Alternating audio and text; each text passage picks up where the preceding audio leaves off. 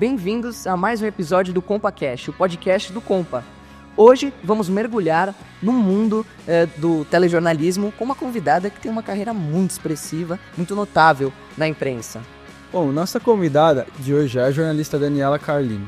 Ela é ex-aluna do Compa e já trabalhou com grandes nomes do jornalismo brasileiro, além de cobrir eventos importantes tanto no Brasil quanto no exterior. Daniela, é um prazer recebê-la aqui no Compa. Prazer é todo meu. Vamos lá. Bom, nós vamos falar sobre sua trajetória no jornalismo, sua experiência em coberturas internacionais e seu trabalho, o seu impacto na TV Globo. Bom, também queremos entender como foi o início da sua carreira e os desafios de se estabelecer numa área tão dinâmica que é o telejornalismo. Este é o CompaCast e não se esqueça de nos seguir no Spotify, Amazon Music, Deezer e YouTube.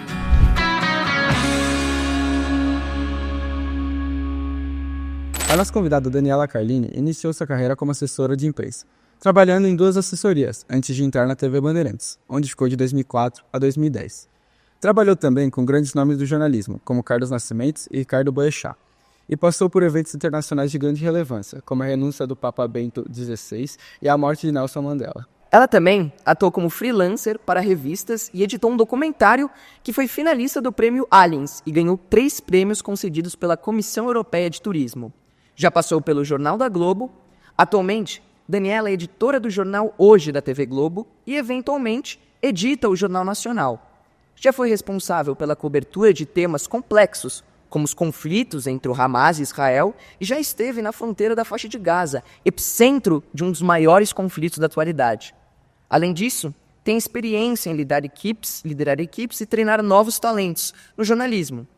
Hoje, se prepara para a chefia de telejornalismo e já faz a função de editora executiva aos sábados, feriados e cobertura de férias. Daniela, a gente quer saber um pouquinho de como foi o início da sua carreira como assessora de imprensa e o que te motivou a migrar para o telejornalismo, para o jornalismo televisivo em si.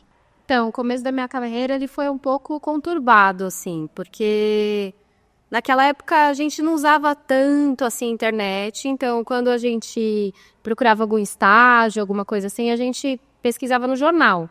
Então, assim, às vezes surgia uma vaga assim no jornal e a gente olhava ali, ligava para o lugar e ia atrás do lugar que estava ali indicando, né? E aí eu consegui uma vaga numa assessoria de imprensa que, na verdade, eu não me identifiquei muito assim com a assessoria de imprensa, porque eu acho que quando você gosta do trabalho, você não sente o tempo passar. Eu acho que o trabalho, quando você gosta, você não sente o tempo passar. E o tempo não passava pra mim. Era um negócio que, assim, parecia que eu ficava exausta no fim do dia, porque parecia que tinha passado uma eternidade lá, trabalhando. E isso não é legal, porque, lógico, se você vai escolher uma profissão que você vai ter que dedicar lá, sei lá, 8 horas do seu dia, se você tá infeliz no lugar onde você não tá no lugar certo. E eu sempre quis fazer televisão, porque meu pai trabalhava em televisão, só que meu pai era radialista. E eu sempre tive muita facilidade, assim, com a linguagem de televisão e tudo mais. E aí eu falei, não, quero tentar. Aí antes até de ir pra televisão, eu ainda fui para outro lugar, fui para outra assessoria de imprensa, que eu fiquei mais um tempo. E aí eu tive certeza, eu falei assim, não, realmente eu acho que eu vou ter que procurar aquilo que eu gosto, que eu tenho afinidade para fazer, que era o telejornalismo. Desde o começo era isso. E aí comecei a tentar ver como que eu podia fazer esse caminho, porque não é fácil. É um mercado que muita gente procura, né? Hoje eu acho que tem outras possibilidades, depois a gente pode falar um pouco mais sobre isso, mas naquela época era um mercado muito abarrotado de gente. Todo mundo queria telejornalismo, todo mundo queria ser repórter, todo mundo queria ir para o vídeo, né? Então era um mercado que estava muito saturado. Mesmo assim eu falei, não, mas se é isso que eu quero, eu vou tentar. E aí... E vou conseguir. Então, aí comecei a mandar currículo, feito louca, tal, não sei o quê. Até que eu conheci uma pessoa que trabalhava na TV Bandeirantes na época. Aí fui conversar com ela, com essa pessoa. Falei, quero começar, tal, não sei o quê. A gente só tem vaga de estagiário. Então, se você vier, você vem como estagiário. Então, aí no começo era muito conturbado, assim, era uma loucura, na verdade. Porque eu ia estudar de noite, então eu estudava à noite na faculdade, e aí eu entrava no trabalho, era o quê? Meio-dia? Meio-dia e ia até 9 horas da noite, sei lá. E aí de lá, lógico, eu já tinha começado a aula na faculdade, então eu chegava meio que atrasada, tinha que conversar com o professor e tal. Mas o que é legal da universidade é que existe essa flexibilidade, assim, os caras sabem que você está trabalhando, né, então não é aquela coisa tão rigorosa, assim, porque, lógico, você está numa jornada dupla ali. E acabou que deu certo, eu comecei o estágio, fui ficando, aí virei produtora, aí depois eu virei editora, e aí eu recebi uma proposta para ir para TV Globo, para ficar 3 meses na TV Globo, porque era contrato temporário. Aí eu comecei a negociar, e aí, não, por 3 meses eu acho muito pouco, porque eu já estava 7 anos na Band, né? Aí eu consegui negociar, e 6 meses, não sei o que, 1 ano. Então vem e fica 1 ano com um contrato de experiência. E eu fui, que eu falei, se eu quero uma referência em telejornalismo, eu vou para a TV Globo, que é o lugar onde eu quero estar. Sim. E aí eu fui. E aí fiquei 1 ano, fiquei 2º ano, fiquei 3º ano. Aí fiquei 5 anos como temporária lá, até ser contratado. E uma das frases que eu ouvi quando cheguei lá, a frase que eu ouvi quando cheguei lá para entrevista foi: nós temos muitas cadeiras e todas elas estão ocupadas. Então faça aquilo que você tem que fazer para ocupar o seu lugar. Né? Mostre seu trabalho e tenta conquistar uma dessas cadeiras. E eu fui botei a faca nos dentes, como a gente fala, e fui para cima para ver se eu conseguia me estabelecer lá. E lá eu tô até hoje, e tô feliz, assim, tô bem feliz. Legal, interessante, você falou sobre as demandas, né, e eu fiquei aqui pensando, você acha que hoje, tanto com essa evolução formacional que a gente tem hoje as coisas elas se difundem de muitos veículos, né, porque antigamente você tinha veículos tradicionais, hoje em dia, com notícias verdadeiras ou não, todo mundo consegue manifestar, expor algum tipo de informação. Você acha que isso transformou um pouco a demanda do próprio jornalismo, o telejornalismo, com que você trabalhou bastante ou não? Porque, por exemplo, quando entrou o rádio, né, você dizia que ia acabar o jornal. Quando entrou, enfim, a televisão, dizia que ia acabar o rádio, ia acabar o jornal, enfim. E com as redes sociais, entre esse mesmo debate, né? Você acha que essas demandas, hoje em dia, elas estão se transformando por conta da tecnologia, ou você acha que ainda há uma maneira de Eu acho equilibrar que isso? tudo está em transformação, sempre. Então, por exemplo, quando a gente falava, nossa, o rádio vai acabar, porque surgiu a televisão. Hoje a gente sabe que o rádio não vai acabar, porque as pessoas escutam muito rádio no carro, né, assim. A audiência de rádio é a audiência do carro, assim, basicamente. As pessoas estão indo trabalhar, ou então as pessoas estão... E aí, eu acho que tem uma coisa do conteúdo também. Se você traz um conteúdo que é um conteúdo forte pro teu produto ali, independentemente do veículo que ele tá, é lógico que a gente tem a tecnologia, a gente tem o streaming chegando não, né? Já tá aí, já... Eu acho que isso, na verdade, é mais uma porta de entrada. Não acho que elimine outras. Eu acho que é mais uma porta de entrada. O streaming é mais uma porta de entrada para quem está começando o jornalismo, né? Porque antes era assim. Primeiro você só podia jornal. Era só jornal. Não tinha TV, não tinha rádio, tinha nada. Era só jornal. Depois... tinha o jornal, tinha o rádio, tinha a TV, tinha, né? O mercado foi se ampliando. É claro, o profissional de jornalismo, assim como todos os outros, eu acho, ele sempre tem que estar se atualizando e estar ligado em tudo que está acontecendo. E se abrir para várias possibilidades diferentes. Porque não é só um lugar que você vai poder trabalhar, né? Assim, lógico, televisão você tem as principais aí, mas... Você tem, por exemplo, lugares onde você pode fazer documentários, né? Então, tem Globoplay, tem Netflix, tem Amazon Prime. Hoje você tem vários lugares que você pode, inclusive, trabalhar com jornalismo, que não seja, né, tão entretenimento assim, né? Porque antigamente era só o jornalismo ou entretenimento. Eu acho que as coisas meio que estão se misturando, sabe? E eu acho que as possibilidades, elas estão aumentando muito. Eu não acho que elas vão ser reduzidas. Eu não vejo assim, nossa, acabou a televisão, não vai ter existir mais televisão. É muito difícil que isso aconteça, né? É a mesma coisa do jornal. Os jornais, Antes a gente só tinha jornal impresso, né? Assim, o impresso físico, né? Isso mudou, né? Os jornais hoje, eles mudaram, eles estão na internet, eles trazem pessoas que são pessoas jornalistas ou filósofos até, né? Psicólogos, para fazer podcasts dentro dos jornais. Então, quer dizer, eles também estão mudando, né? Então, não é só mais... E mesmo o jornalismo da internet também está mudando. Sempre. Por quê? Porque você precisa despertar o interesse do cara que você está falando. Não adianta nada você querer continuar fazendo a mesma coisa, sendo que você precisa ter a audiência do cara que está ali do outro lado. Senão, acaba o negócio, né? A gente vê no seu currículo também que você já foi responsável pela cobertura de grandes conflitos complexos, né, como o Hamas, Israel, e já foi até na fase de Gaza, assim. Então, cobrir guerras, conflitos e grandes eventos assim é desafiador, né? Então, você podia falar pra gente um pouco de um momento marcante, talvez um tenso, não sei, algo do tipo que ocorre? Eu penso. Muitos. Eu acho que a cobertura de conflitos, né, internacionais e tal, as coberturas, elas são muito... Primeiro, pessoalmente, você como jornalista, você tem que criar, ao mesmo tempo que você cria um distanciamento, porque, lógico, senão você vai ficar mal toda a cobertura que você fizer, você tem que criar, é meio esquisito isso, porque ao mesmo tempo que você tem que criar essa barreira, né, que a gente fala no jornalismo de criar casco, a gente precisa saber se aproximar daquilo. Então, o que é?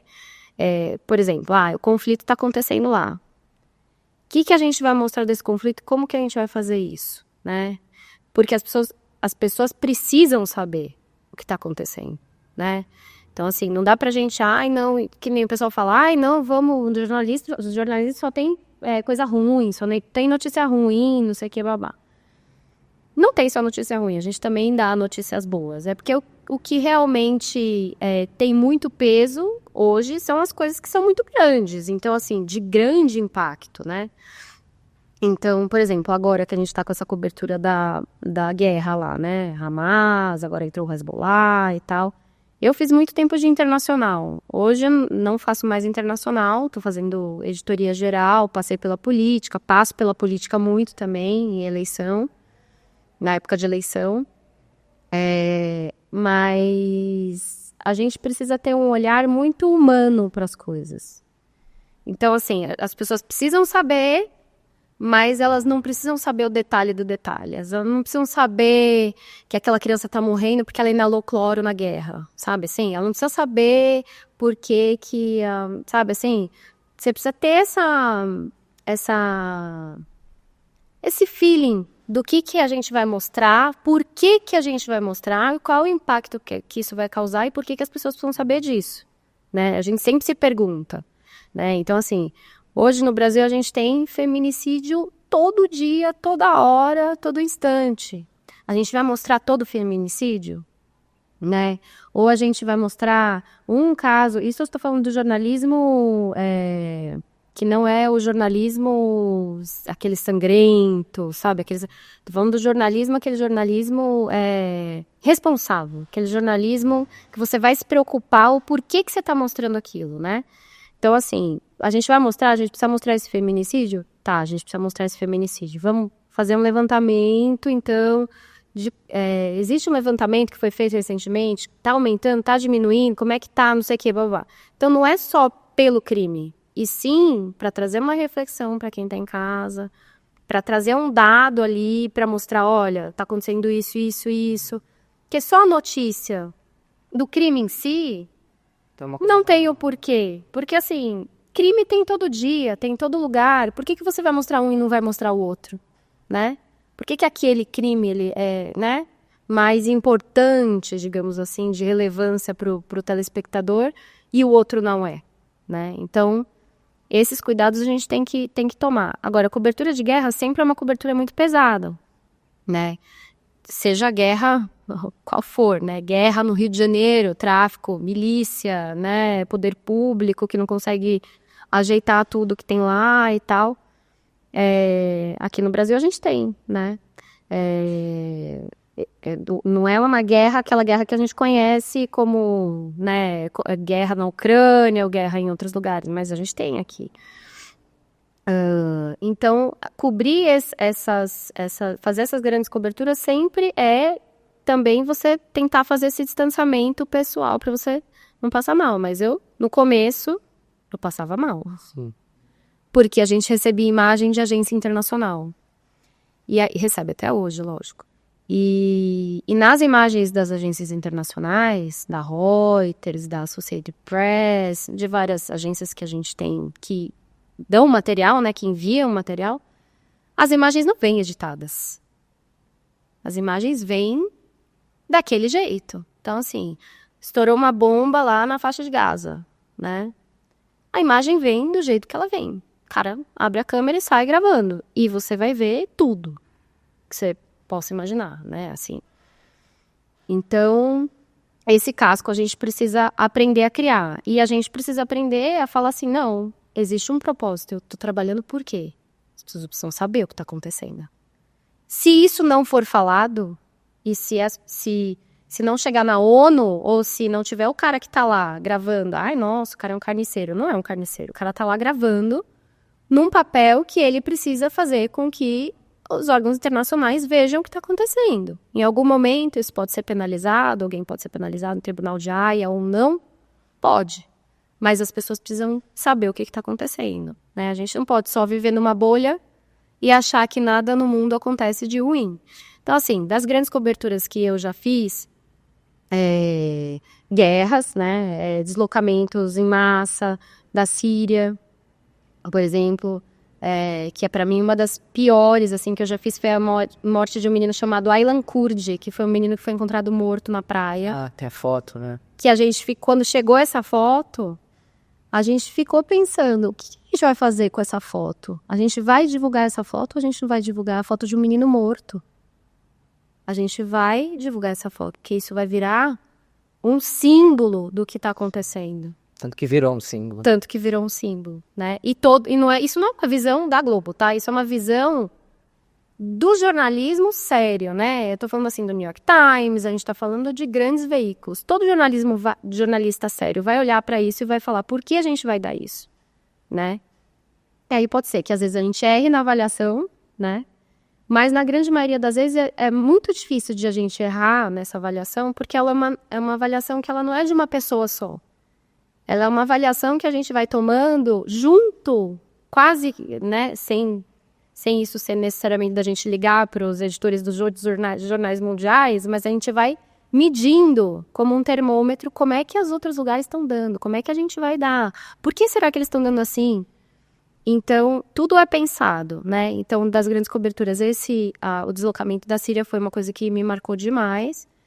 E a renúncia do Papa Bento XVI, porque foi um negócio inesperado, né? Ou a gente fazia a morte do Papa, porque eu fiz a morte do João Paulo II, a gente fiz a cobertura, mas historicamente os papas não renunciavam, historicamente os papas morriam, né? Então, na hora que chegou pra gente lá na redação, eu até com uma colega de trabalho minha, a Adriana Mabilha, que estava comigo lá na redação, chegou o alerta da Reuters, porque o alerta das agências chega assim, vermelho, que é um negócio tipo, uau, meu Deus. Laranja, que é uma coisa que já é um pouco maior do que vermelho, que o vermelho é só uma frase, né? O alerta é só uma frase que acabou de sair. Aí chegou um vermelhinho lá pra gente. A gente, nossa, como assim o Papa renunciou? Nossa, que barriga. No jornalismo a gente fala quando alguém erra alguma coisa, tipo, um jornalista foi lá e falou alguma coisa que estava errada, a gente chama de barriga. Nossa, que barriga do jornalista da Reuters, né, de ter mandado que o Papa renunciou. Deve estar errado isso, né? E aí a gente ligou para nossa correspondente e falou, escuta, que história é essa? Não, imagina, é barriga da Reuters. Dali 2 minutos ela ligou. Renunciou. sai correndo para colocar no ar e que não sei o quê. E aí é correndo de verdade, porque não é correndo uma figura de linguagem, é correndo de fato, porque hoje a gente tem mais tudo digital, mas houve uma época que a gente corria com disco que a gente editava, com a fita na mão para conseguir exibir. E aí realmente é uma correria danada, você vê gente se batendo na redação, correria, tal, não sei o que lá. Então assim, aquilo não é quando a gente olha no ar, assim, hoje tá até mais calma, mas antigamente a gente via muita gente correndo atrás. Aí todo mundo perguntava, nossa, aquilo lá é alguma coisa que tá gravada para parecer que vocês estão na correria mesmo? Não, não era, a gente estava correndo mesmo, de fato. E nesse dia foi uma baita correria. Esse dia e teve um outro também que foi o dia eu lembro de mais corrido mesmo, foi isso e foi a morte do Eduardo Campos. Que foi, nosso jornal entra 1h20 da tarde, a gente teve a confirmação de que ele estava dentro do avião, 1h10. Ou seja, foram 10 minutos pra gente virar o jornal inteirinho, que tava todo, a gente tem o espelho do jornal, que é tudo o script, né, do que tudo que vai. A gente teve 10 minutos pra virar o jornal inteirinho, porque ia ser só isso, né, o jornal, não ia ter outra coisa. Então é isso, assim, eu acho que a gente precisa estar preparado para tudo e com o tempo, isso que eu acho que é muito interessante, assim, que eu acho que isso tem também em outras profissões, não em todas, mas eu acho que tem em algumas profissões. Você aprender a administrar a adrenalina e a pressão do seu lado, deixar isso do seu lado, deixar isso ao seu favor, assim, não deixar isso te consumir a ponto de você paralisar, sabe? Então isso no jornalismo, quem é jornalismo de hard news, são pessoas que têm que aprender a fazer isso, senão você não consegue trabalhar, né? Às vezes a gente tem 10 segundos para entregar alguma coisa e teu gestor tá ali atrás de você, 10 segundos, 9, 8, 7, salva, fecha, vai pro ar, entendeu? Então eu acho que a gente tem que, essas histórias assim, tem várias, enfim, mas são histórias legais porque no final, aí todo mundo termina, aí todo mundo tá, né, assim, nossa, ufa, foi, né, consegui me entregar, não deu nenhum erro, tá tudo certo, não sei o quê. Entregamos um bom material e tal, não sei o que lá. Então, é muito bom a gente ver a correria, ver que, na verdade, todo mundo se ajuda, quase que como uma orquestra, que cada um tocasse um instrumento, não sempre o mesmo, porque não é sempre que todo mundo faz uma coisa, às vezes a gente está fazendo uma coisa, às vezes a gente está fazendo outra. Mas quando acontece um grande factual, cada um pega o seu instrumento e a gente consegue tocar e dá certo, né? A gente consegue fazer uma sinfonia boa e afinada, na maioria das vezes. Então, eu acho que é muito gratificante, assim, você perceber que você está fazendo um trabalho legal, né? É interessante, você falou desses grandes momentos que marcaram e como você se distancia, mas também como você se aproxima de maneira humana, né? No jornalismo sério, pelo menos, dessas questões. E eu fiquei pensando muito nesse debate sobre a isenção do jornalismo, se o jornalismo ele deve ou não ser isento. Como você vê isso? Porque a partir do momento que você também deixa de falar, você se abstém de falar sobre algo, você já está tomando uma posição, querendo ou não, né? Então, como é que você vê isso? Qual que é esse limite nesses aspectos? Porque essas questões políticas, principalmente, né, com grande implicação política, enfim, social, elas necessitam de algum tipo de aproximação, algum tipo de abordagem, né? Qual que é esse limite? Então, assim, as questões políticas, elas são matemáticas. Então, assim, a gente sempre dá, nas coberturas de eleição, qualquer tipo de eleição, cobertura de dia de candidato, essas coisas. Então, assim, é matemático. A gente tem 20 segundos para dar de uma entrevista de um candidato. E a gente tem mais outros 20 segundos para dar da entrevista de um outro candidato, né? Isso, eu vou falar para vocês, assim, que é a coisa mais difícil de se fazer. Porque cada pessoa fala num tempo diferente. Então, a gente tinha uma margem de erro que era de 1 segundo. Então, assim, por exemplo, se eu desse 19 segundos de uma sonora, eu podia dar 20 de outra. Mas eu não podia passar de 1 segundo. É um desafio muito grande pra gente fazer isso. E equilibrar as coisas. Então, assim, a isenção, a gente fala que a gente não rotular aquilo que está sendo falado. Então, é narrar o fato. Então, o cara foi lá e o candidato X falou isso aqui. O candidato X falou isso aqui. E ponto. Se tá certo, se tá errado, se aquilo que ele falou foi um absurdo, se não foi... Se foi um absurdo muito grande, existem os editoriais que dão conta disso, né? No jornalismo como no geral. Mas existem também as instituições. As instituições se posicionam muito. Né? Não é nem muito o jornalista que vai se posicionar, mas as instituições se posicionam muito. Então, de repente, o cara falou uma atrocidade, a instituição tal vai lá e umba. Sei lá, a OAB condenou não sei o que lá, bababá. Então, assim, a gente não precisa se posicionar, porque existe já uma sociedade que já faz isso, né? E se a gente se posiciona, o fato da omissão não quer dizer o seguinte, jornalista em si, eu sou jornalista. Eu tenho opiniões políticas? Tenho. Mas eu não posso deixar essa opinião política interferir no meu trabalho. Por isso que é matemático. Por isso que você tem que colocar lá, o texto, ele tem que ter, 30 segundos de texto e 20 segundos da entrevista do candidato. Isso é matemático. Esse texto, ele é feito por um jornalista, ele passa por outro jornalista, ele passa por outro jornalista, ele passa por outro jornalista. Então, assim, é muito difícil de você ter, no jornalismo sério, manipulação. É muito difícil. Né? Você pode ter editoriais, isso você tem, editoriais ali. Mas no dia a dia nosso ali, o arroz com feijão, é assim que eu vou fazer...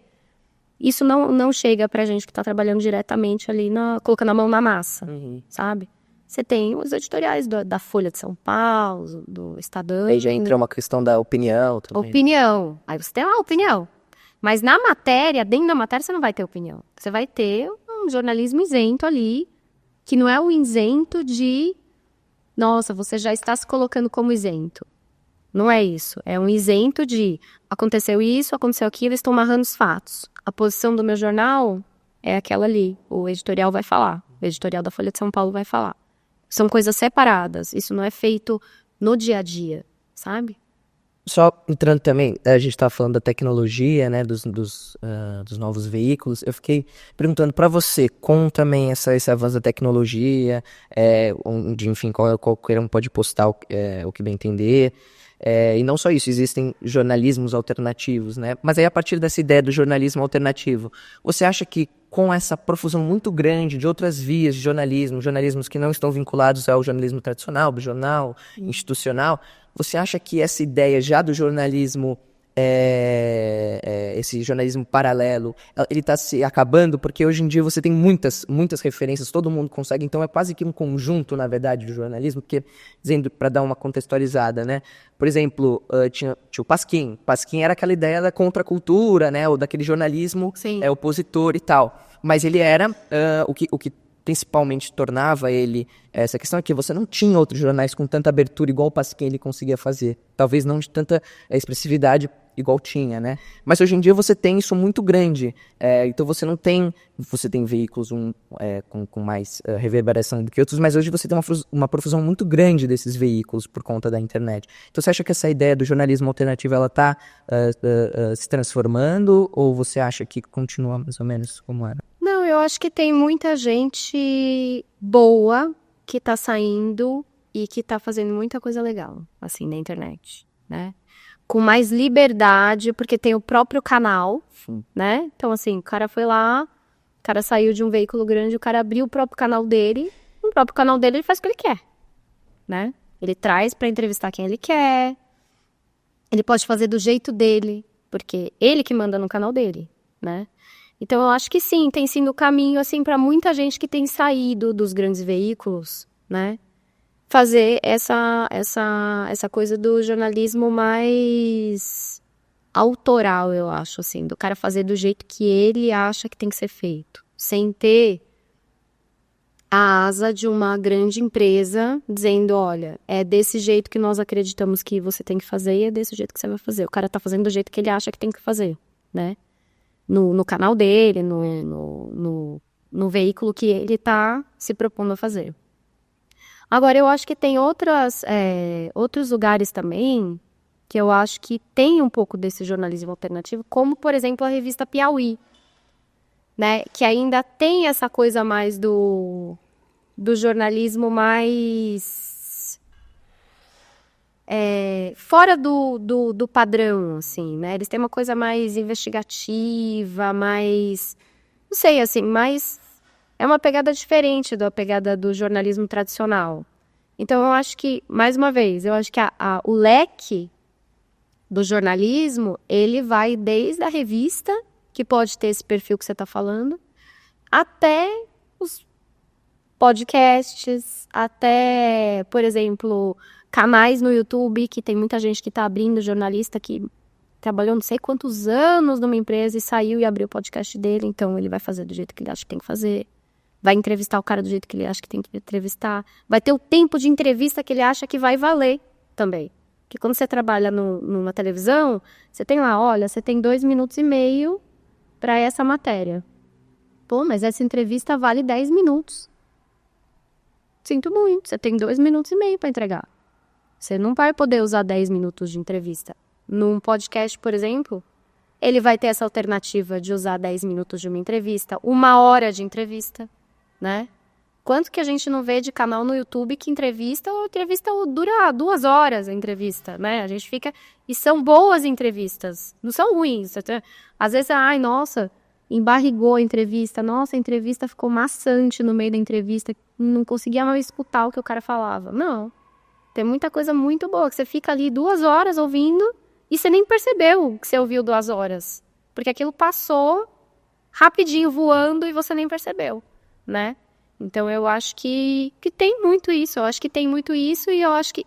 Nos jornais, eu acho que isso não vai rolar mais, né? Nos jornais impressos. Eu acho que o jornal impresso já tem ali, né? Não vai surgir um jornal impresso agora, do nada, né? Assim, acho que os caminhos são outros, né, agora. Embora eu acho que tem espaço para tudo, né? Espaço para tudo. Mas eu acho que realmente a internet agora, ela é onde tem mais espaço. Eu acho que é onde... Mas tem mais espaço no sentido de você poder fazer o que você quiser. Mas também acho que está um lugar muito disputado. Você tem que fazer um conteúdo muito bom. Você tem que ter um alcance muito bom. Você, né? Assim, não é? Não é que nem antes. Ai, nossa, viralizou não sei o quê. Ai, nossa, viralizou do nada. Não viralizou do nada. Você vai ter que investir naquilo, né? Então, acho que também está ficando um pouco mais profissional isso, assim. Mas eu acho que essa coisa do alternativo pode ser sim. E eu acho que muita gente tem usado para construir esses caminhos aí mais pela internet. Um pouco sobre a correria que você falou agora há pouco, sobre receber informações do nada. Não do nada, né? Mas em momentos que você está preparando outras coisas e você do nada tem que mudar todo o cronograma do seu jornal, algo do tipo. Essas informações, elas podem chegar a qualquer momento, ou você tipo, tem um horário que você recebe? Com a internet, qualquer momento. Mas durante a hora do jornal que eu faço, que a gente fala que é o jornal que mais tem factual de todos. Porque você pega um horário na Europa, que é um horário que ainda a Europa tá acordada, tá muito viva, né? Que se você for pegar, por exemplo, o jornal que vai entrar à noite, já não tem mais tanto, esse fuso, ele já é meio complicado, assim, tudo que tinha que acontecer no Brasil já aconteceu, a Europa tá dormindo, né? Estados Unidos tá indo quase dormir, sabe assim? Então, o jornal que eu faço, que é o jornal da 1h20 da tarde, é o jornal que acontece muita coisa, né? Então, tudo que a gente fala, o 11 de setembro foi na hora do jornal, né? Sei lá, o Papa foi na hora do jornal, Eduardo Campos foi na hora do jornal, agora o último ataque do Hezbollah a Israel foi na hora do jornal, e a gente teve que virar o jogo para abrir o jornal com isso. você trabalhou em diversas instituições, né? E aí, pensando nessa questão institucional, né? Você sentiu, pelo menos nesse período transitório, né? Que você teve de uma emissora para outra, né?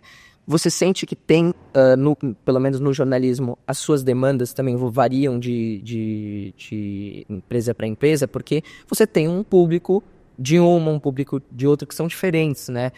Então você sentiu esse valor institucional muito forte ou não? Você acha que a demanda é a mesma, baseada nesse critério de quem assiste, de quem consome? O jornal que eu fazia na Band era um jornal muito parecido com o jornal que eu faço hoje, né? Mas quando eu fui pra Globo, o jornal que eu fazia, que era o Jornal Hoje, ele era mais uma revista do que um jornal. Então, assim, a gente dava, sei lá, receita de bolo, às vezes, sabe, assim, tinha umas coisas mais pauta de saúde, mais pauta de cultura, não receita de bolo, mas assim, receita do suco verde que vai fazer bem pra sua saúde, sabe? Não era um jornal tão hard news, né?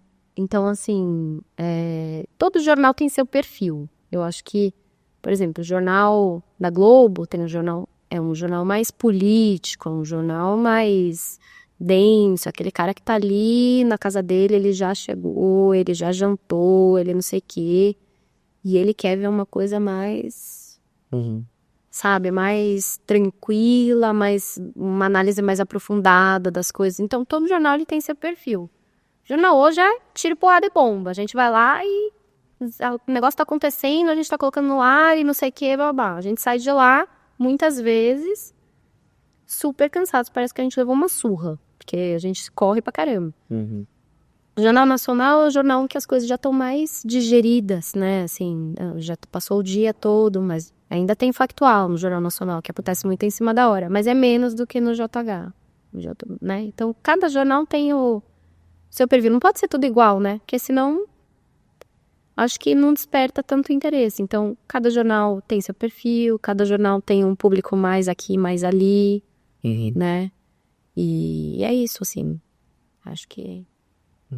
E, bom, essa característica, assim, cosmopolita que você teve, né? Que você, enfim, acompanhou muitos eventos mundiais, né? Você foi para a faixa de Gaza, inclusive. Isso mudou também a sua percepção sobre jornalismo, de certa forma? Porque você conviveu com muitas formas, muitas culturas também, de certa forma, até de jornalismo, assim. Então, isso mudou a sua percepção? Muda. Eu acho que mais de como você enxerga o jornalismo, eu acho que é a forma como você enxerga o mundo. Porque isso te dá uma abertura para você enxergar outras realidades, outras culturas, né? Por que isso acontece? Mas por que isso acontece? Né? Assim, a gente tem que... A pergunta básica, né? Aquela coisinha, como, quando, onde, por quê e o quê? Que é que a gente pergunta no jornalismo, né? O que a gente precisa saber? Quando, onde, por quê e o quê? Por quê? Mas assim, o principal é por quê? Por que isso está acontecendo aqui? E eu acho que, lógico, a leitura, ela é muito importante, né? Para tudo. A leitura, ela é muito importante para tudo. Mas eu acho que para o jornalismo, ela é assim... Não tem como você ser jornalista se você não tiver leitura. Não tem. Você tem que ler de tudo. E você vai achar livros pensando, né? Livro que pensa desse jeito, livro que defende isso daqui, livro que defende aquilo lá, não sei o quê. E é muito importante que tem a leitura, mas eu acho que nenhuma leitura, substitui você conhecer o lugar e você conhecer a realidade do lugar. Porque aquilo, quando você vai para o lugar e você vivencia aquilo, você compreende muita coisa que talvez se você lesse 40 mil livros você não conseguisse entender em uma viagem que você fez ali de 15 dias e que você viu tudo que você viu. Né? Uma coisa é você ir em uma viagem de turismo, né? Outra coisa completamente diferente é você ir com um propósito ali de você ter um olhar profissional para aquilo, assim, profissional crítico, e que você se abra para também entender outras realidades, porque o mundo oriental ele é completamente diferente do mundo ocidental, né? O mundo oriental é outro mundo. Ele é muito diferente, ele é fascinante, assim. Eu, quando fui pra lá, eu fiquei, assim... Eu ia pro hotel, eu falava pro Rodrigo, meu marido, eu falava assim, ó... Eu ligava, porque tinha diferença, acho que de 7 horas de fuso, sei lá, não lembro agora. Acho que 5, 7, sei lá. E aí eu ligava pra ele e falava... Ele, mas são 3 horas da manhã. Eu falava, eu não consigo dormir. Eu não consigo dormir, porque isso tudo é tão rico, sabe assim? Tão rico, tudo que eu tô vendo aqui, tudo que eu tô aprendendo, tudo que eu tô vendo, que eu não consigo dormir. Eu tô, assim, passada, eu não consigo. Minha cabeça não para de funcionar. E, assim, muitas vezes eu varava a noite, assim. Varava a noite. E não era só eu, porque eu fui com grupos de jornalistas pra lá, né? Eu fui com o pessoal do Globo, fui com o pessoal da Band. Pra entender o que tá acontecendo lá, tem que ir lá, né? Não adianta ficar estudando mapa. Nossa, onde que é, sei lá, onde começa a Gaza, onde que é Israel, onde que é a fronteira, não sei o quê. Você não vai ver como que é, você não vai entender o que acontece ali. E é tudo muito louco, né? Jerusalém é uma cidade muito rica, né? Assim, rica de cultura, de religião, né? O bairro católico começa, a Via Crucis começa num bairro islâmico, né? Tudo misturado, né? O Muro das Lamentações segura a esplanada das mesquitas, que é um negócio que é assim, uma coisa não sobrevive sem a outra, sabe? Então, assim, você sai com uma visão que você fala, gente, que doido isso, é tudo igual, é tudo junto, é tudo misturado, é tudo, né? Por isso que tem tanto conflito, porque as pessoas... A gente, com uma visão mais isenta das coisas, a gente consegue enxergar que é tudo igual e que não tem motivo pra briga nenhuma, sabe? Você fala assim, gente, é tudo tão igual. Tudo um depende tanto do outro que não teria, assim, motivo. Mas, assim, todo mundo fica, um é melhor que o outro, um merece mais que o outro, né? E aí, enfim, eu acho que são experiências que eu acho que todo jornalista tem que ter. Jornalista tem que viajar. Não adianta ficar, não, eu vou morar aqui em Moema e vou ficar aqui em Moema e não vou viajar nunca. Não, você tem que viajar. Eu acho que o Compa, inclusive, tem uma coisa que eu acho que é muito legal, que são as experiências que tem na periferia, que a gente sai da bolha aqui, a gente vai pra ação social, vai ver como é que funciona, né? Minha filha estuda aqui, né? Minha filha e meu filho estudam aqui, mas desde a época que eu estudava aqui tinha isso. Mas não é algo que seja obrigatório. Você vai se você quer, né? Assim, tá aqui, a escola dá oportunidade, não sei o quê. Muitas vezes a Júlia, assim, na primeira vez ela chegava em casa, não quero ir. Você vai. Você não tem escolha. Você vai. Por quê? Porque você não sabe o quanto isso é importante. Eu sei. Você não sabe. Então você vai, pra você ver o quanto é importante. Você vai a primeira vez, você vai a segunda vez. Hoje ela me pede pra ir. A mesma coisa com viagem internacional. Jornalista tem que viajar, né? Como é que você não vai... Você tem a oportunidade de ir pra Índia. Por que você não vai pra Índia? País mais populoso do mundo. Você não tem interesse em conhecer como é que é? Sabe? Não consigo entender, assim. Jornalista que não viaja, não tem e nunca vai ter uma percepção ampla das coisas, né? Nunca vai sentir, inclusive pessoalmente, a ideia de voltar pra casa e falar assim, nossa, tô na minha casa. Porque não vi outras coisas, né? Então eu acho que não só para o jornalismo, mas eu acho que pessoalmente é muito importante. Sobre essas viagens, queria que você falasse um pouquinho de quais viagens você já fez e tal, e qual mais te impressionou pela situação no lugar, pela diferença cultural, algo do tipo. Eu acho que essa para mim, que eu não fui para Gaza, eu fui para fronteira com Gaza, né? Porque em Gaza a gente não pôde entrar, porque enfim, a gente foi com o governo de Israel para lá. Então a gente foi até a fronteira com Gaza. Essa para mim foi, assim, foi a mais que eu aprendi mais coisa, foi essa. Mas eu já fui pro leste europeu também, já fui pra Croácia, já fui pra Eslovênia, já fui pra... E aí, olha que legal, nessa viagem que eu fui pra Croácia e Eslovênia, eu fui no inverno pra lá, então eu peguei menos 30, foi frio pra caramba lá e tal. E eu fui porque foi um prêmio que eu ganhei de uma matéria que eu editei, internacional, e a gente ganhou um prêmio. E aí o repórter falou, quer ir você pra viagem? Então, não sei o que, a viagem era pra um jornalista e um acompanhante. Ele falou, não, já tô aqui na Europa mesmo, vem você. E eu fui. E foi muito bom, porque aí você entende também essa coisa da Europa. Todo mundo fala, Europa, não sei o quê. Quando você vai pro leste europeu, é completamente diferente da Europa. É um negócio absurdo. Você pega a taxa de suicídio altíssima, né? Aí você não entende por quê. Você chega lá, você entende por quê. Cara, não tem dia. Tem dia, da 3 da tarde é de noite. Tipo, como que as pessoas vivem no escuro o tempo todo, né? Assim, num frio desse, no escuro, durante 6 meses, né? Aí você consegue entender. Pô, é muito mais, né? Assim, você entende o contexto do lugar, né? Quando tem um conflito, então, quando teve, a gente foi lá pra Croácia também, você entende o conflito da Sérvia, você entende, sabe, assim, muita coisa a gente consegue entender ali. Então, eu acho que foi muito legal também. Mas, assim, aí falando vocês tinham até falado um pouco dos estagiários, né? 2 pessoas que trabalham na Globo hoje, que a gente tem lá o programa de estagiários, né? 2 pessoas que trabalham lá na Globo são pessoas que passaram na minha mão ali de estágio, né? Então, o pessoal passou ali e tal. Uma é correspondente em Nova York hoje, e a outra é editora de internacional. Ela tá no lugar onde eu tava antes, ela tá agora.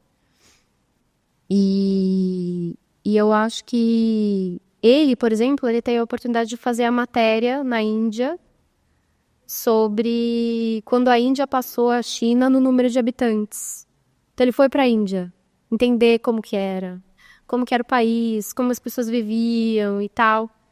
Então foi muito interessante, assim. E quando ele voltou, ele falou assim, foi super legal ter ido para lá. Eu tava com receio de ir pra Índia, o pessoal fala, nossa, vai pra Índia, mas saneamento básico, que eu não sei o que, bababá.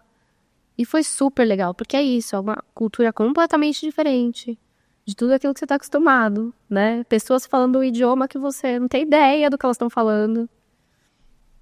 E muitas não falam inglês, então você tem que se virar na mímica, né?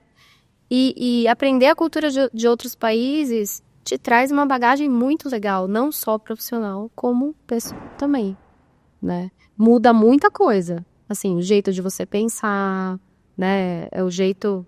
A minha filha às vezes me chega com umas questões assim, e eu falo o que eu penso pra ela, e eu acho que eu só penso desse jeito hoje porque eu viajei, porque eu vi outras realidades, seja no Brasil como outras viagens também, aqui, sertão de Pernambuco, não precisa ir longe, né? Precisa sair do país também para conhecer outras realidades.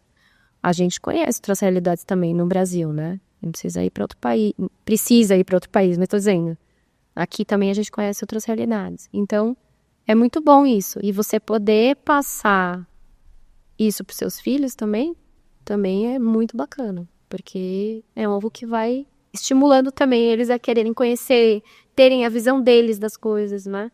Não só aquilo que falaram pra eles, mas aquilo que eles realmente acham, né? Nisso você falou dos estagiários, né? Essa nova onda de jornalistas que tá vindo. Você sente alguma diferença na percepção do fazer jornalístico, assim, dessas pessoas, dessa nova onda de jornalistas? Ou não? Você acha que é uma mesclagem de visões em relação ao jornalistas já mais experientes? Eu percebo um pessoal que está chegando agora, que é um pessoal muito engajado, um pessoal muito crítico, um pessoal muito mais preparado, eu acho, do que quando a gente começou, porque eu acho que, inclusive, a internet proporciona isso, né? É muito mais... um pessoal mais dinâmico, um pessoal muito mais conectado, um pessoal muito mais fácil de lidar com a tecnologia, que eles têm muita facilidade. E acabam resolvendo coisas muito mais rapidamente, são cérebros mais rápidos, né, na hora de resolver. Mas eu acho que o que é mais legal disso tudo é a troca. Porque eles chegam com todas essas qualidades. mas eles querem engolir o mundo. E aí a gente fala, veja bem, vamos com calma, né? Assim, veja bem, vamos com calma. Não, porque essa matéria, essa pauta, não sei o que lá. Mas você já checou isso daqui? Você já checou isso daqui? Você já checou isso daqui? Então, assim, a troca, ela é muito legal. Porque ao mesmo tempo que eles são muito rápidos e acabam ajudando o pessoal que tá mais, né, assim, tem mais tempo de casa e tal, a gente também ajuda nessa questão de calma. Sabe assim, calma, porque nem tudo também é nessa pauleira, né? Não precisa ser, né? Porque também a gente vê aí que muita gente também tá sofrendo de crise de ansiedade, porque quer tudo pra ontem e tudo mais.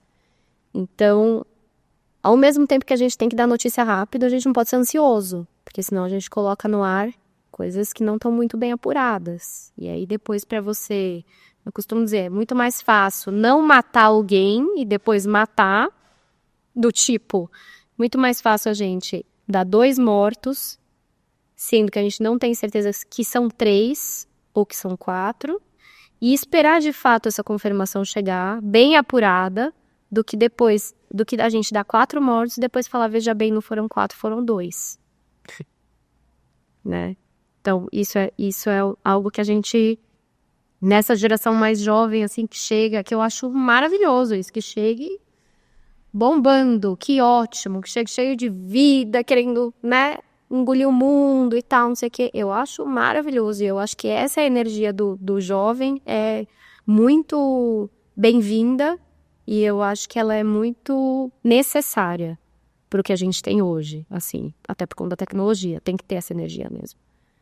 Mas nem todo o tempo, eu acho que, né, por isso que a gente ainda tá ali, que é para dizer assim, olha, calma, vamos apurar direito, vamos investigar, ver se é isso mesmo. E essa questão da apuração, né? Você vê que, pelo menos atualmente, jornalismo e o telejornalismo, o jornalismo tradicional, que já está há muito tempo, né? Que não veio como uma consequência do desenvolvimento tecnológico, né?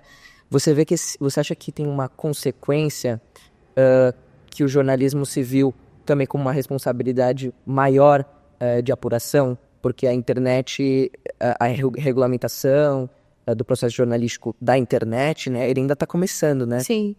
É muito embrionário. Então, eu fiquei pensando, você vê isso como uma responsabilidade nova ou maior que veio ao jornalismo? Porque me parece ainda que se há mais confiança do jornalismo tradicional do que ainda o jornalismo que está se desenvolvendo na internet, né? Muito por conta das fake news, que se desenvolvem principalmente na internet, né? Então, você vê isso como uma nova responsabilidade que veio? Ou você acha que sempre teve essa... Não, a gente sempre teve esse cuidado. Eu acho que o fato da internet estar no nosso cangote, digamos assim, não interfere muito. Porque, por exemplo, notícia de morte, a gente só vai dar se o hospital confirmar ou se a família der. A gente não vai dar se um amigo falou que morreu, sabe assim? Então, isso não interfere. Ah, não, mas o podcast, sei lá, o canal no YouTube do fulano tá dando que morreu. Que nem... quando foi a morte do Michael Jackson? Lá atrás. Só um veículo tava dando, que era o site TMZ. Que era um site tipo Léo Dias americano, Contigo americano, né? Como se fosse uma Contigo americana. E a gente ficou, eu não tava na Globo não, tava na Band. E a gente ficou, nossa, e agora? Ferrou. Só esses caras estão vendo a morte do Michael. O que a gente vai fazer? O que a gente vai fazer? Vamos dar, não vamos dar, vamos dar, não vamos dar. Meu, passou 1 hora, 2 horas, 3 horas, 4 horas e nada de ninguém mais confirmar a morte do Michael Jackson. A gente não deu. Imagina você dar que o Michael Jackson morreu e o cara não morreu. Aí depois você tem que dizer, veja bem, o Michael Jackson não morreu. É muito ruim, né? É melhor você não dar, esperar, até que chegou uma hora que era um negócio assim, o TMZ tinha tudo. Eles tinham um cara lá, que era um cara super influente, que o cara sabia tudo. O cara sabia que eles já tinham movido, que já tinham tirado o corpo, que já tinham não sei o quê. Então eles tinham tudo, eles estavam dando minuto, que é o que a gente faz minuto a minuto. Eles estavam dando minuto a minuto. Tudo que acontecia, eles iam dando. E a gente, nossa, e agora? O que a gente vai fazer? Até que chegou uma hora, que acho que não sei quem deu a mais. Foi uma agência, assim, tava dando. E aí, acho que era a Reuters. A Reuters dava e falava assim, a TMZ... Não, Michael Jackson morreu. diz a TMZ. Aí a gente assim, não, então vamos mudar. Vamos citar a Reuters, agência de notícias Reuters. Porque aí também assim, se a Reuters tá dando em cima do TMZ, e demorou um tempão para dar em cima do TMZ, é porque eles já têm a confirmação, mas eles não estão podendo dar só por eles. Então, aí todo mundo começou a dar em cima da Reuters e da TMZ. Então, esse tipo de cuidado eu acho que sempre vai ter, independentemente da internet ficar bombando as coisas. Porque não existe existe uma cobrança para que a gente tenha agilidade, sempre. Claro, né? Se o cara não vai morrer num dia, você vai dar morte no outro. Mas não tem essa coisa do precisa dar a qualquer custo. Isso não precisa dar a qualquer custo. Você vai dar quando você tiver certeza, né, que aquela pessoa morreu. Então, porque imagina, o Ricardo Boechat, quando o Boechat morreu de acidente de helicóptero, foi meu chefe lá na TV Bandeirantes. Ele morreu de acidente de helicóptero. A gente já sabia que ele tinha morrido. Mas a gente não ia dar enquanto a TV Bandeirantes não desse. Porque é uma questão também de respeito. Deixa a Band avisar a mulher dele que ele morreu. Primeiro. Não vai ser a gente que vai avisar a mulher. Entendeu? Imagina, a pessoa tá lá, a mulher do cara vendo que o marido morreu na televisão. Na hora que tava tudo certo, que tava assim, a Band já deu, a mulher já tá sabendo, não sei o quê. Vamos entrar. A gente tava com tudo pronto. Tudo pronto. Estamos com tudo pronto. Vamos entrar? Pode entrar? Pode entrar. Então, tudo tem que ser com responsabilidade. Tem um porquê as coisas, né? Às vezes, pode ser que a gente não concorde com os porquês, mas existe um porquê. E eu acho que a internet, em alguns sites, não são em todos, mas eu acho que alguns sites têm isso. Sai dando sem notícia, sem se preocupar, né? Assim, qual o impacto que vai ter, essas coisas. Aí eu acho perigoso, porque não para a TV, né, para jornalismo que já tá, um jornalismo que já está consolidado, que já sabe como é que vai fazer, que existem diretrizes das coisas, como você tem que fazer, né, que você não pode quebrar, manual de como você tem que agir em certas situações, mas ali, nessa internet que é terra de ninguém, cada um fala o que quer, né, cada um vai falar o que quer. E aí, eu ouso dizer que eu acho que não é jornalismo. Sobre o futuro do jornalismo, quais você acha que serão as maiores dificuldades, maiores desafios para as pessoas no futuro com a alta tecnologia, as inteligências artificiais, ChatGPT, ou como pode ajudar também, né? Eu acho que, assim, a gente... eu não tenho essa preocupação de que não vai ter mais editor de texto. Sou editora de texto. Eu não tenho mais essa preocupação de que não vai ter mais editor de texto, porque a inteligência artificial vai tomar conta. Eu não acho. Porque quando a internet chegou, também era mesmo papo. Não, a internet chegou, muita gente vai ser demitida, não vai ter porquê ter tanto isso, gente. As pessoas se adaptam. Então, assim, hoje eu trabalho com inteligência artificial, já. Isso não quer dizer que é a inteligência artificial que está escrevendo o que eu estou botando no ar. Mas ela me ajuda. Por exemplo, eu recebo um documento, uma decisão judicial de 120 páginas. De um dia para o outro, ou até no mesmo dia, eu tenho 3 horas para ler 120 páginas e fazer um texto sobre aquela decisão judicial. Isso, humanamente, não é possível, mas com a ajuda da inteligência artificial, isso é possível. Antes, o que a gente fazia? A gente dividia 120 páginas, cada jornalista lia uma parte e aí a gente ia meio que todo mundo ali fazendo um texto meio que em conjunto. Que era ruim, porque você perdia um profissional ou 2 que você podia estar colocando para fazer outra matéria, para ficar tudo na mesma matéria, porque o documento tinha mais de 100 páginas. Hoje a gente usa inteligência artificial para algumas coisas. Por exemplo, eu consigo falar para a inteligência artificial reduzir aquele documento para mim. Ou eu posso falar para a inteligência artificial quais são os principais pontos desse documento. Eu posso pedir para essa inteligência artificial fazer várias coisas para mim. Por exemplo, manchete. O jornal hoje tem manchete lá, né? Manchete, tá. faça manchete linha fina com 70 caracteres na parte de cima e 45 na parte de baixo. Ela vai me dar. Uso, às vezes, 50% sim, 50% eu faço a minha. Porque, no final das contas, quem vai responder pelo texto não é a inteligência artificial, é você. Ninguém vai falar, não, tinha isso, por que a inteligência artificial fez? Não. Responsável pelo texto é você. Então, a sua responsabilidade... E eu acho que no jornalismo, no geral, eu acho que é isso. Porque se alguém contestar qualquer coisa, o que o jornal, a revista ou a televisão vai dizer? Não fui eu, foi a inteligência artificial. Não vai poder dizer isso, né? Não vai. Então, eu acho que as pessoas vão se adaptando às mudanças. Primeiro, a gente fazia uma edição que era edição linear, que era o quê? A gente pegava uma fita e ia editando de uma fita para outra. Se errava, tinha que apagar tudo e começar do zero. Hoje a gente faz a edição não linear. A gente bota tudo na tela lá do computador, numa timeline. Quero isso, não quero aquilo, corta, junta, pronto, manda matéria. Não tem mais fita, não tem mais...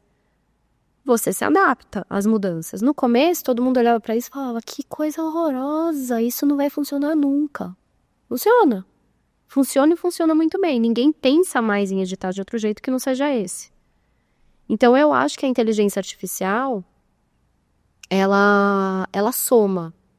Eu acho que ela não chega pra... Ai, nossa, vai tirar o emprego. Vai tirar o emprego de quem não souber usar a inteligência artificial. Mas isso é pra tudo, né? Você vai fazer uma prova.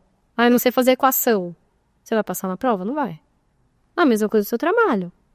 Você vai trabalhar com inteligência artificial. Você sabe trabalhar com inteligência artificial? Putz, não sei. Você tá fora. Porque é uma tendência que eu acho que, assim, veio pra ficar. Não vai acontecer de, nossa, a inteligência artificial chegou, não deu certo, ninguém usa mais. Não. Eu acho que é que nem a internet. Chegou, no começo todo mundo ficava doido, achando que era um bicho de 7 cabeças. Meu Deus, como é que é isso? Como é que você fala com uma pessoa que tá lá? Será que fala mesmo?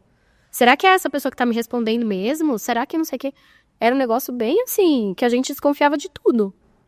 Hoje não. Hoje a gente trata a internet como algo que é do nosso cotidiano ali, né? Enfim.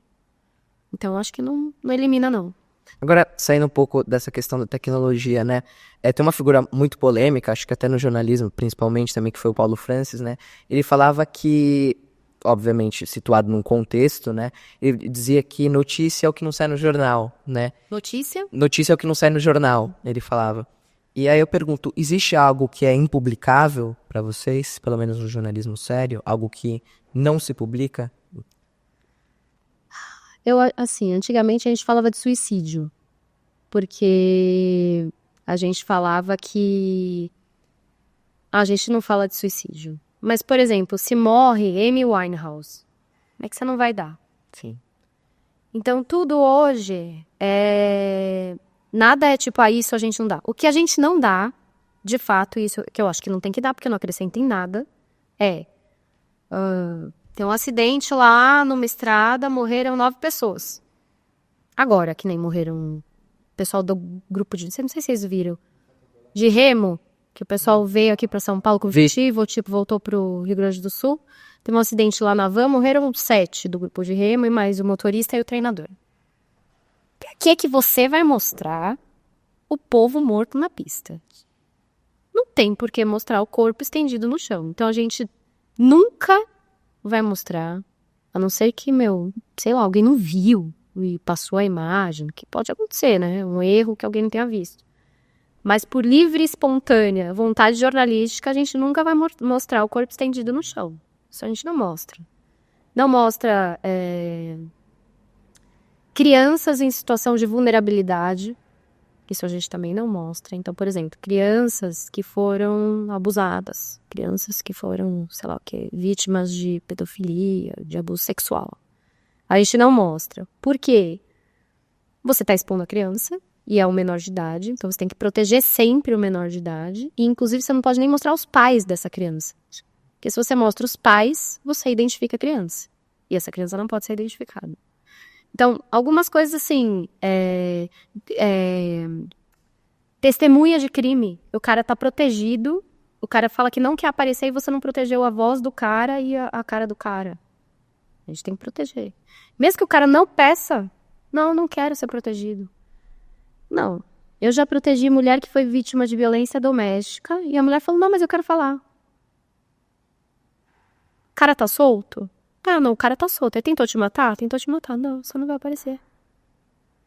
Porque ela pode querer falar, mas se acontece alguma coisa com essa mulher depois, você vai ser responsável por ter mostrado o rosto dela que ela foi falar? Então, tudo isso, assim, são coisas que a gente não mostra. Isso mesmo a gente não mostra. Mas não existe nada assim do tipo, ai, notícia é o que não acontece no jornal. Cara, não. Notícia, pra mim, é notícia. Né? Notícia é o que não acontece no jornal. Notícia é notícia. Existe uma tendência, eu acho, agora, de fazer um jornalismo que é um jornalismo mais equilibrado, né? Então, assim, antes a gente via só tragédia. Não sei se vocês separaram agora, assim. Nos últimos tempos, o que a gente faz? A gente tem que mostrar a tragédia, porque tragédia acontece, as pessoas têm que saber. Mas a gente também mostra coisas que são muito legais, assim, ações sociais, o que tá dando certo no Brasil, tipo, algum projeto que levou, sei lá, educação para o meio da Amazônia, por meio de uma antena, sei lá qual, que alguém botou lá e que o negócio funciona, né? Isso é legal pra caramba, a gente mostra.